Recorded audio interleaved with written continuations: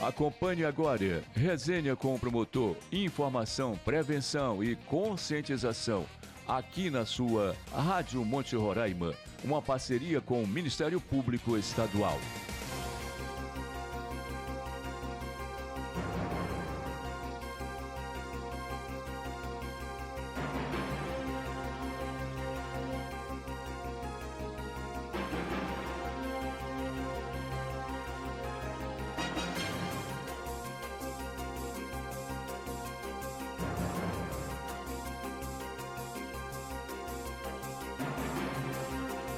Nossa tarde é show com Zé Maria Carneiro. Zé Maria Carneiro sou eu, agora acertando teu relógio com meu relógio, 16, não, são 15h32, faltam 28 minutos para as 4 da tarde. Como anunciado, a partir de agora, Resenha com o Promotor, quarto episódio. Resenha com o Promotor é um quadro voltado a discutir assuntos relacionados à atuação do Ministério Público e que impactam a vida de todos, realizado em parceria com a Rádio Monte Roraima. Com linguagem acessível e conduzida em tom de bate-papo, o programa traz convidados especiais tanto do Ministério Público quanto de outros órgãos e entidades. E na condução do programa, sou eu mesmo que apresento o programa Nossa Tarde é Show de segunda a sexta aqui pela FM Monte Roraima. O quarto episódio terá as participações do Procurador de Justiça Carlos Paixão de Oliveira e da escrivã de Polícia Civil Sandra Lima Leal. O tema será o caso Lígia Bruna, crime que ocorreu em 21 de maio de 1998 em Mucajaí. A criança Lígia Bruna, com apenas 4 anos de idade, foi raptada, abusada sexualmente, assassinada por asfixia e seu corpo jogado no matagal por seus vizinhos, Francisco da Silva Leitão e o então adolescente conhecido por Fala Fina. Em 25 de novembro de 1998, o Tribunal do Júri Popular condenou Francisco da Silva Leitão na pena de 57 anos de reclusão, sendo reduzida em sede recursal para 46 anos de reclusão em regime fechado. No mês de combate ao abuso e a exploração sexual de crianças e adolescentes, é importante lembrar este crime que chocou o estado de Roraima e especialmente a sociedade de Mucajaí. Meus convidados especiais, eu tenho, portanto, a satisfação de dar o meu boa tarde à minha colega jornalista e agora escrivã da Polícia Civil, Sandra Lima Leal. Muito boa tarde, Sandra. Boa tarde, Zé Maria. Estamos aqui às ordens e é um prazer estar aqui com você. Que bom, estava com saudade. Com certeza eu também. Já tietamos aí. E, pois é, verdade. E aqui, a pessoa, cabeça da criação desse momento especial aqui, que a gente mostra esse trabalho fantástico, o Procurador de Justiça Carlos Paixão de Oliveira. Procurador, boa tarde mais uma vez, seja bem-vindo mais uma vez. Boa tarde, Zé Maria, boa tarde a todos os ouvintes dessa maravilhosa rádio aqui.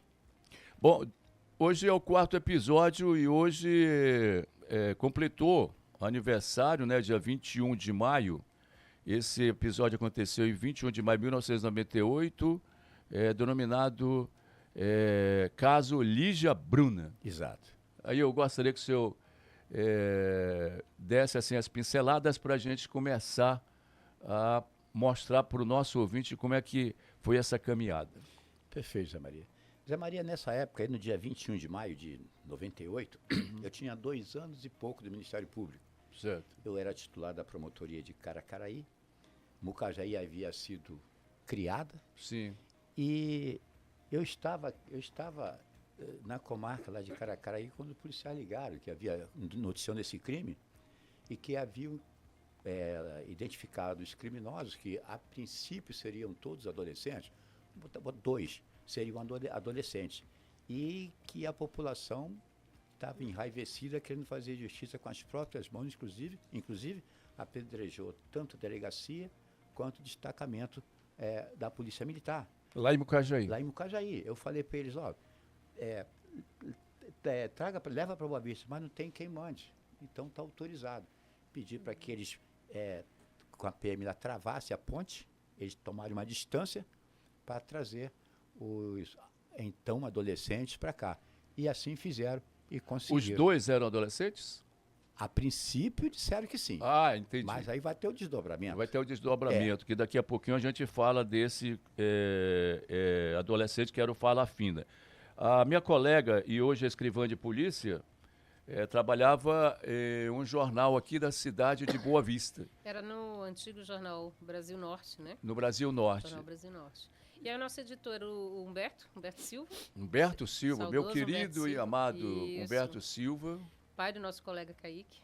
pai do Kaique, né? Isso. E o Humberto disse, Sandrinha, você vai para Mucajaí, porque tem uma criança que está desaparecida. Já foram feitas buscas, inclusive o Exército está atrás, o pessoal do 6º BEC, tudo. E é importante que a gente saia com esse material, nessa edição ainda que vai rodar essa noite. E aí a gente foi. Então a gente acompanhou partes das buscas e, inclusive, quando localizaram o corpo da menina no meio da mata. Você estava lá em Mucajaí? Estava Em Mucajaí, quando localizaram o corpo da Isso. criança. Também né? no momento da prisão, acompanhei a prisão deles, né? E também eu estava dentro do destacamento da Polícia Militar, quando a população tentou invadir e destruiu totalmente o destacamento naquele dia. Essa peça fez parte do seu TCC? Fez parte do meu TCC. Muito TCC bem. em jornalismo. Aí, bom, a polícia conseguiu acalmar e prender os então suspeitos. A polícia prendeu, né? Num primeiro momento tentaram levar para a delegacia de Mucajaí, mas não tinha segurança para eles lá e levaram para o destacamento da Polícia Militar. No destacamento da Polícia Militar foi que a população totalmente revoltada, com razão, a população revoltada querendo justiça tentou invadir, então depredaram totalmente o prédio e foi preciso que naquele momento o delegado, que foi o presidente das investigações, que era o delegado Milaí na época, ele acionou apoio, reforço de todas as unidades da Polícia Civil naquela ocasião, para que tirassem eles de dentro do destacamento, junto com a Polícia Militar, e trouxessem para Boa Vista, que foi uma determinação do doutor Carlos Paixão. Aí ele veio, sua determinação, então, doutor, para trazer para Boa Vista, e eles foram para o presídio. O CSE, a princípio Foram para o CSE, isso. Foram para o CSE. Aí veio para cá e tal, chegou para mim, aí a gente deu a representação, o nome, em vez de denúncia, para menor, é a de representação. E falei para o juiz Antônio, vamos fazer em Boa Vista? Porque não vai ser você e eu, ou nós dois juntos, conter a população. Eles apedrejaram o destacamento. Seria muito perigoso fazer isso em cara, porque na verdade... Mucajaí. Era Mucajaí. Isso. Não, eu sei que era Mucajaí, mas a jurisdição lá seria feito lá ou em Caracaraí? Em Mucajaí mesmo? Mucajaí, que tinha sido criada, mas ainda não tinha juiz, não tinha promotor. Entendi. Né? Aí nisso eu sugeri o juiz Antônio Martins, que ele estava respondendo, eu falei, vamos fazer a instrução lá, porque aqui na Boa comarca, Vista. em qualquer lugar lá, não tinha como segurar a população, que a população, inclusive, conseguiu carro de som, botou para tentar achar aquela criança, só achou no dia seguinte. Então, o que aconteceu? Fizemos a instrução aqui em Boa Vista, no meio lá, quando foi interrogado o tal do Francisco, Sim. descobriu-se que realmente ele tinha 19 anos e que o documento estava na casa dele, da avó dele, que estava escondendo, protegeu o neto. Aí o Milaí foi até Mucajaí e lá conseguiu o documento dele de certificado de dispensa do serviço militar. Daí ele conseguiu o documento do Francisco da Silva Leitão? Isso, de maior idade. Esse daqui era o maior de idade. Isso. Aí tinha o Fala Fina. O Fala Fina, que ficou com o menor e foi tratado em outro procedimento. Certo. Tá? O cerne da questão é justamente o neto, o Francisco, que ele maior de idade, que ele veio para julgamento. Esse, então, aí ele sai lá da onde CSE, né? Ele sai e já vai para uma outra situação de presídio. Da audiência mesmo ali, que foi até aqui no fórum, aqui na praça, ele já saiu direto para a cadeia pública. Porque a cadeia pública ficava os preventivados. temporário, e presídio condenado. Lá na PA, condenado. E também por causa de segurança, né? A Também. segurança era dos dois casos, mas que a lei dizia que, no caso ali, preso provisório, ou que não foi condenado, fica aqui. Uma vez condenado, penitenciária. Era assim que funcionava. Assim funcionou. Sandra, e me diga, assim, jornalisticamente, você, como é que foi a notícia de que encontraram um cadáver? Podia ser da criança ou era criança? Não, já era criança. Já era tinha criança. confirmação que era criança. E aí, né? como é que foi essa movimentação Aí foi lá da sociedade de Mucajaí? Não, foi uma revolta. Foi uma grande revolta. Isso foi em torno de Mucajaí, perto, nas matas? Toda a cidade toda parou. Eu sei, mas... Sim, foi nas proximidades. O corpo foi jogado... Inclusive nas proximidades da casa. Pedra ali, o pessoal morava ali, tanto os acusados quanto a vítima. Ah, entendi. Lá chegando em Mucajaí, lá direito ali. Na pedra, ali onde por é ali. feita a encenação. Isso. E o corpo da criança também estava por lá. Estava era tipo uma mata. E ela morava ali perto. Ambos, os acusados e a vítima moravam perto. Eram vizinhos e se davam entre si. A criança brincava com eles. Meu Deus. Esse rapaz aí, o neto, inclusive, o pai da menina, jogava futebol com ele. Não. Eram vizinhos, eram amigos. Amigos. Eram amigos. Ele era amigo da família. Parece que eu vi alguma coisa, né? Ela ia brincar na casa, né? Tal, vizinhos. Isso, um brincava. Exatamente. Ela passava lá para brincar, né? Exatamente. Que coisa. Hein? E nesse dia ela foi na casa do Francisco, que a avó morava lá também, e lá estava o Fala Fina. E ali resolveram fazer isso. Eu vou antecipar um tiquinho. Essa coisa me atormenta desde aquela época. Eles pegaram a menina, tiraram a calcinha dela, colocaram na boca, empurraram na boca da criança. Tentou o estupro, mas pela perícia não houve a penetração, logo foi a tentativa, não foi o estupro, mas o atentado violentou o pudor. Sim, aconteceu. E eles roubaram dela 2 brincos, um cordãozinho e uma pulseirinha. Quer dizer que isso tudo aconteceu mais ou menos por isso? Não, foi aí dentro do contexto. Dentro do contexto. Uma vida de 4 anos de idade.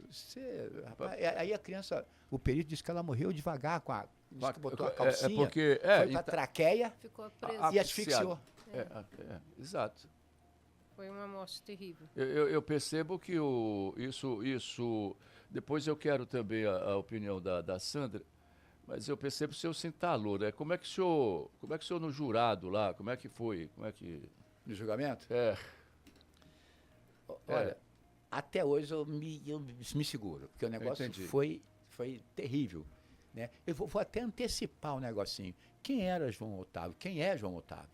João Otávio, natural do Rio de Janeiro, cabo do Exército no Rio de Janeiro, ele veio para cá, servir aqui. Eu não conhecia o João Otávio até esse fato. Aí eu fui ver quem era João Otávio. Cabo do Exército. Eu fui cabo do Exército, no Rio de Janeiro. Ele serviu no mesmo quartel que eu servi. E 10 anos depois que eu entrei, aí ele entrou, já estava para fora, pelo mundo afora. E conheci o João Otávio aqui.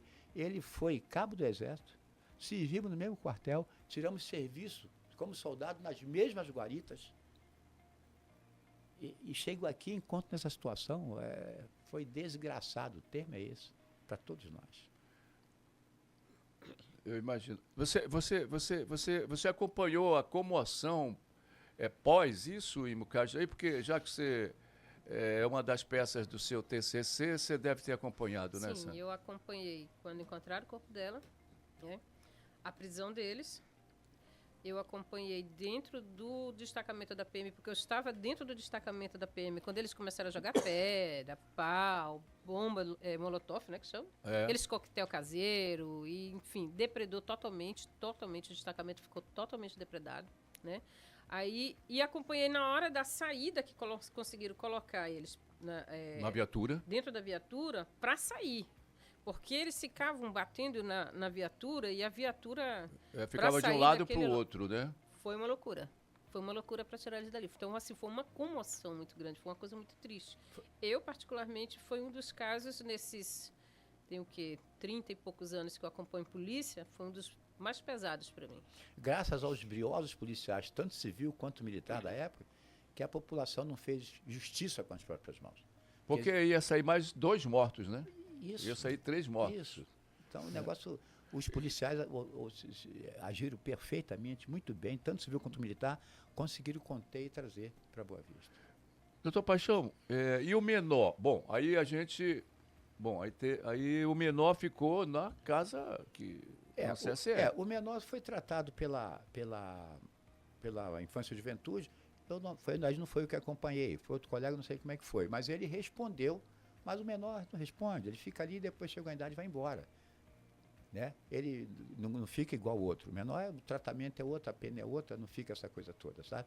A apreensão é diferente. Então, só o maior eu toquei. Só o Francisco da Silva Leitão, que ele foi condenado a 57 anos. Isso, o outro foi responsabilizado com o menor. O outro, sim. Foi. Agora, o Francisco, que pegou os 57. Aí ele teve a pena reduzida, né? Porque geralmente, aliás, alguém me pergunta isso e eu vou perguntar para o senhor também. Lá no Código Penal diz que são 30 anos, né? Pena máxima é por causa da crime, né? Depende da situação. Exato, é por causa da crime, né? Porque, por exemplo, o homicídio é de 12 a 30. Certo. Então, o homicídio, a pena mínima para o homicídio doloso começa com 12. Né? Ela pode chegar ao máximo só nesse aí de 30. Só que, se tem outras circunstâncias, pode aumentar. Circunstância agravante, etc. E se for atenuante, pode um pouquinho até ir aquém do mínimo. Mas, nesse caso, foi como tinha que ser. Entendi.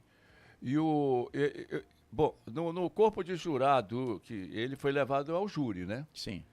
No corpo de jurado, ele conseguiu ter algum voto favorável? 7-0 contra ele. Eu até lancei aqui. Ele foi condenado por 7 votos a 0. Não tinha, e o advogado de defesa de um acusado desse, doutor, na verdade, ele vai só, digamos, para cumprir o que a lei determina, que o acusado tem direito a um advogado? Porque é muito difícil, né, você justificar. Mas todos têm direito a um advogado. Não, pois eu estou dizendo isso, que a lei determina isso, né? Todos têm o direito e a lei determina.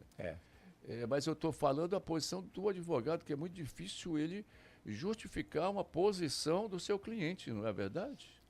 Mas eles acabam fazendo isso porque se não fizer, se não fizer, também não tem julgamento. Aí dá por indefeso. Tem que ter um advogado, ou particular, ou um advogado ou público, Ministério... ou defensor. O promotor vai participar da sustentação. Chama de acusação. Vou provar que aquilo aconteceu daquela forma e por isso ele deve ser condenado. Mas não quer dizer que o promotor não possa pedir absolvição. Eu já pedi. Sim. É raro. Quando você não acha instrumentos legais? Também dou denúncia. E se os fatos se modificam dentro da instrução, o promotor pode e deve reconhecer. Não foi assim, o crime é diferente, ou não foi ele. Ou o que ele praticou daquela forma não foi crime. O promotor tem que fazer isso, defender a sociedade, nesse sentido. Eu já pedi absolvição, pedi para reduzir, né? Porque eu tenho que ler a lei, interpretar e não posso fugir dela. Eu não posso deixar a emoção tomar conta de mim. Mesmo nesses casos, né, doutor? Mesmo nesses casos que é realmente algo, quando se fala de criança, de idosos, enfim, de pessoas mais indefesas, o coração realmente sofre bastante, entretanto, especialmente... O momento tem que ser de muita lucidez. De equilíbrio, né? E de equilíbrio, né? É verdade, tem que ser. E mesmo porque, depende da situação, como o promotor se comportar, pode até anular o julgamento. Ainda tem isso também. Tem isso. O promotor, peraí, ele está fugindo do que está nos autos.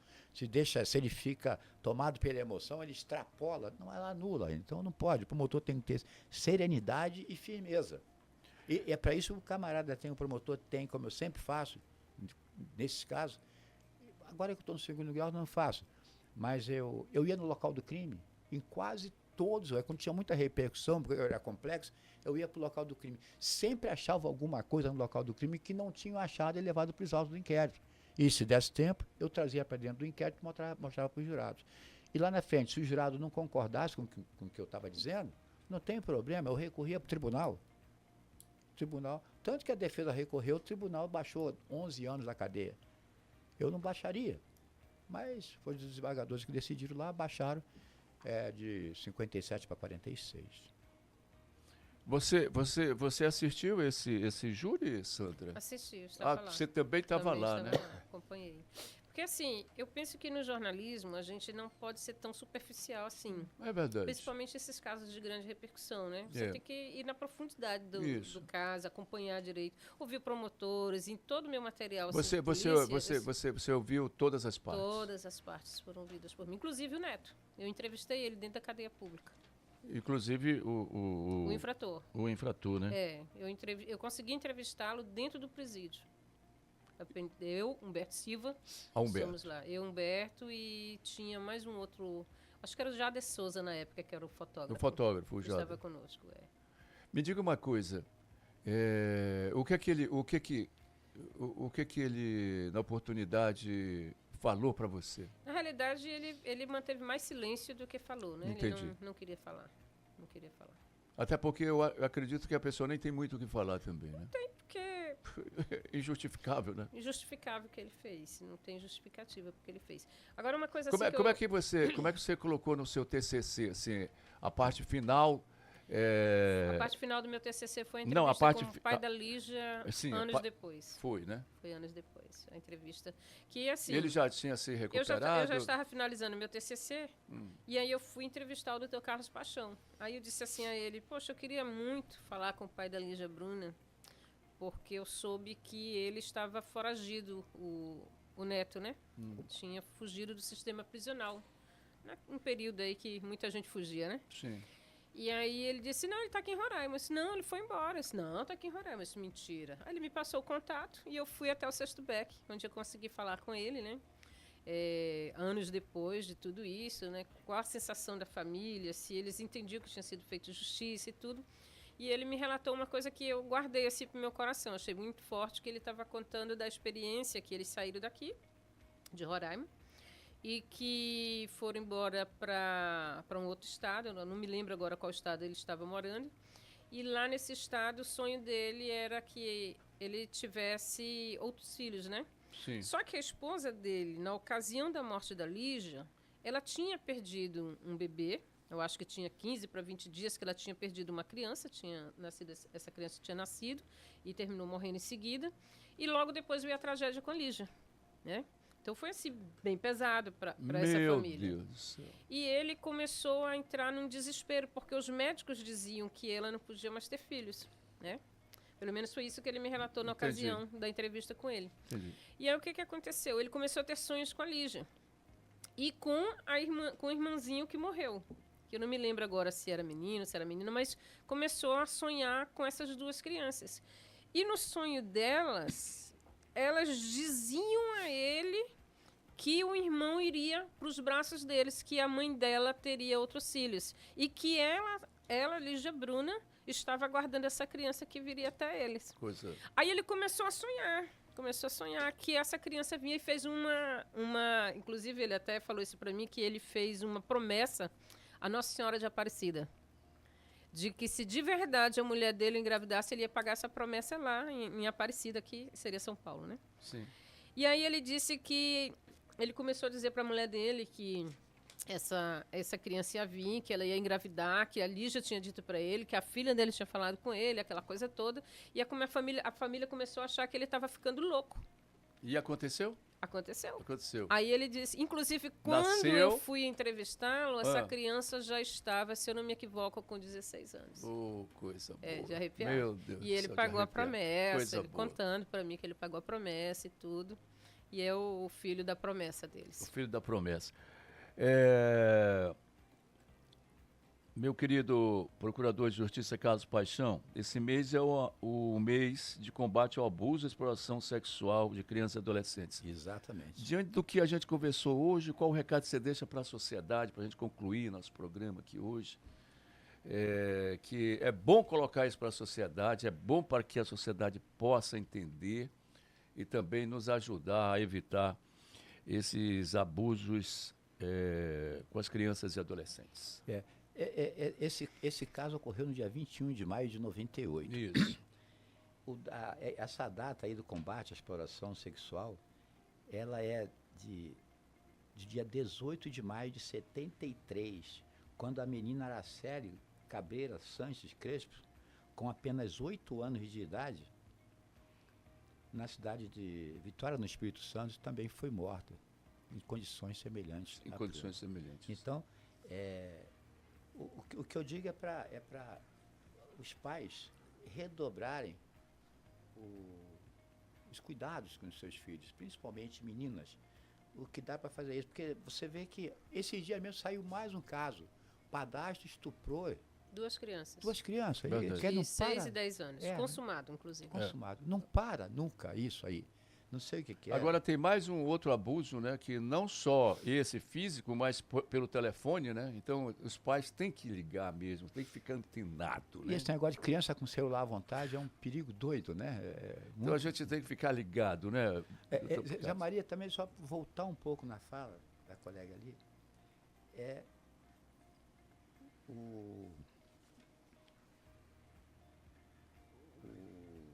Porra, me perdi aqui. Não tem problema. Isso, eu sempre digo aqui Pela no aí? programa que isso é da idade, doutor. Fica tranquilo. Será que eu tô ficando Não, não velho? tá. É normal da idade mesmo, sabe? Fique tranquilo, Fica tranquilo. sabe? Enquanto o senhor pensa aí, mandar um abraço aqui pro meu Tá. amigo Edson. Manda, Eu te manda. ligo já já, Edson, enquanto o promotor aqui, Paixão, faz um texto aqui para nós e a gente conversa daqui a pouco. Grande abraço. Bom, o que eu queria dizer é o seguinte. Eu saí do interior, vim para a capital, e aqui eu trabalhei e fui para a promotoria, dentre os outros momentos, para a promotoria da execução penal. Execução penal é a promotoria que cuida do pessoal que está cumprindo pena. Certo. Isso. Até que certo dia chega para mim o processo do neto, do Francisco. Progressão de regime. Eu falei, pô, mas não pode. 46 já chegou a progressão? Não foi, não quero aceitar. Aí parava, botava do lado, pegava o processo novo, até que não teve jeito, li e reli, torcendo para estar interpretando errado a lei, mas tinha direito à progressão de regime. Quando ela falou que ele fugiu, tem um detalhe a mais aí. Ele estava no fechado, foi para o semiaberto. O que é isso? Sei. Essa pena alta, grave, ele começa no regime fechado, Fechado. pelo quanto da pena, depois atingiu certo tempo de cumprimento de pena, ele vai para o regime semi-aberto. Isso. Eu tive que manifestar pelo semiaberto contra a vontade, mas tinha que seguir a lei. A lei determina. E no semiaberto, abre uma porta. Ele sai, vai trabalhar e volta. Isso. Mas não tinha terminado esse sofrimento para mim. Eu não sabia. De repente, eu estava na execução, ele não apareceu mais, não voltou mais para o trabalho noturno. Aí vão pedir a prisão dele, porque e tal. E nada de achar. Até que um dia, tempo depois, chegou o processo de novo do neto para mim. Era eu. Aí que doeu. Ele estava foragido e tal. Aí chegou para mim. Prescrição.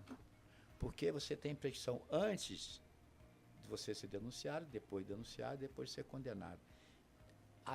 Havia operada a prescrição pelo tempo restante da pena e foi pequeno o prazo porque ele era menor de 21. Quando o sujeito é menor de 21 anos de idade, praticou o crime, lá na frente a prescrição é diminuída da metade. Então, se tendo aquele quanto da pena X for prescrever em 10 anos, mas vamos dizer assim, para esse camarada aí, prescreve em 15. Eu tive que manifestar pela prescrição, extinção do feito pela prescrição. No 5º episódio a gente fala mais de prescrições. Hoje eu quero agradecer a minha querida jornalista e policial aqui, a Sandra. Muito obrigado. Eu quero agradecer a Muito oportunidade de participar aqui. Muito obrigado. Se me tiver 2 minutinhos, eu queria falar uma situação. 2 minutos. 2 pode? minutos. 2 minutos. Tá, beleza. Nós estamos numa campanha na Polícia Civil, que eu faço parte da assessoria de comunicação da Polícia Civil do Estado de Eu vou te Roraima. convidar para te vir aqui. A gente fala 15 minutos. Pode ser. Pode ser. Mas é só para finalizar esse detalhe, Pode. nós estamos numa operação chamada Caminhos Seguros. Então, é bom E essa operação é demais. exatamente para Isso. tratar sobre essa questão do abuso e exploração sexual. Nós fazemos releases que nós mandamos para a imprensa diariamente. Nós temos releases sobre violência sexual contra crianças e adolescentes. É um Pronto, absurdo. tem mais um parceiro aqui. E uma das coisas que eu observei, e é o alerta que eu gostaria de fazer, é o que a gente percebe, principalmente em algumas mulheres. elas terminam de conhecer um cara, E leva para casa. já levam para casa. Dentro de tá casa. E casado. tem uma criança ou tem uma mocinha. Esse caso de hoje, que saiu hoje, eu acho que, não sei se já foi publicado, que a gente já mandou para a imprensa. A mulher tem 41 anos e o cara 26. É, por aí. Mas eles estão casados há 10 anos e na época o menino tinha 16. E ele estuprou a filha dela de 15, É isso. que é o estupro qualificado, né? Enfim, essa cautela que as mulheres precisam ter para proteger as suas Vou filhas te e as suas convidar filhas. para a gente conversar sobre isso. Obrigada. Muito obrigado. Doutor Paixão, muito obrigado. Deixa eu dar só o finalzinho. Um minuto para o senhor. Meio minuto. Meio minuto para o senhor. É, eu, no dia 21, agora, Ah, eu estive lá em Mucajaí, sim, visitei o Túmulo. túmulo da princesinha lá sim. e a escola onde ela recebeu, ela emprestou Homenagem. o nome ali, é a escola Lígia Bruna. Lígia Bruno. E a emoção foi muito Foi forte. um momento de emoção. Muito, muito. Muito obrigado, doutor Carlos Paixão. Muito obrigado. A gente volta na próxima quinzena com resenha com o promotor aqui no programa Nossa Tarde é Show. Eu volto já já.